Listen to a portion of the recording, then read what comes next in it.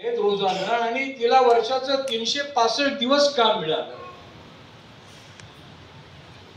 तर तिला दिवसाला त्याला मिळणारे जे 1600 कोटी रुपये त्या 1600 कोटी रुपयाची रक्कम गाठण्यासाठी तिला किती काम करावं लागेल? शेतमजूर म्हणून तिला एक जन्म पुरत नाही, 2 जन्म पुरत नाही, 3 जन्म पुरत नाही, 156 वेळा जन्म घ्यावा लागेल. 156 वेळा जन्म घ्यावा लागेल. त्यावेळेला अदानीला एका दिवसामध्ये 1600 कोटी रुपये मिळतात, त्यावेळेला तिला ते मिळतील.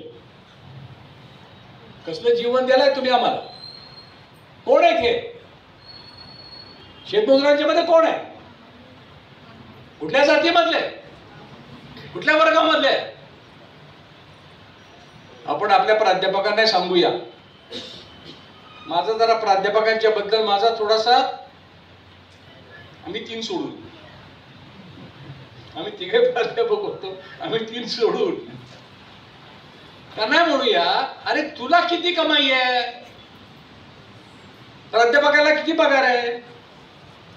वर्षाला आपण 20 लाख धरूया. प्राध्यापकाचा पगार वर्षाला 20 लाख धरूया. ऍव्हरेज 1,00,000-1.5 लाख तर आहेच की नाही? 1,00,000-1.5 लाख पगार आहे. प्राध्यापकांना सांगूया, लेका तुला अदानीला जे एका दिवसामध्ये 1600 कोटी रुपये मिळतात, तेवढे जर तुला मिळवायचे असतील तर तुला दर 35 वर्ष नोकरी करून 3 वेळा जन्म घेऊन प्रत्येक वेळेला नोकरी देताना 50-50 लाख रुपयाचं डोनेशन देऊन तुला काम करावं लागेल. 3 जन्म घालवावे लागतील, तेव्हा तुला अदानीच्या इतकी तुला रक्कम मिळेल.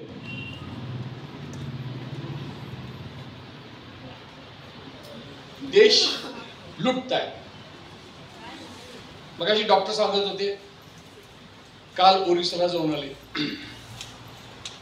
आत्ता प्रतीक गोयलने एक बातमी टाकली आहे, मी माझ्या व्हॉट्सअपवर येईल.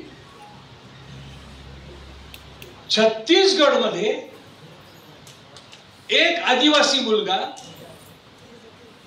स्वयं का त्याचं काहीतरी नाव आहे, पाणी भरायला गेला. तो पाणी भरत असताना पोलिसाची गोळी आली आणि गोळीने त्याचा वेध घेतला. पाणी भरायला गेलेल्या मुलाचा सुद्धा जीव हा त्याच्या हातामध्ये राहिलेला नाही, त्याच्या आई बाबाच्या हातामध्ये राहिला नाही. कसल्या श्रावण बाळाच्या गोष्टी सांगता? कसल्या श्रावण बाळाच्या गोष्टी सांगता तुम्ही आम्हाला? हे सगळं भयानक चाललेलं आहे. आणि हे सगळं जे काही भयानक चाललेलं आहे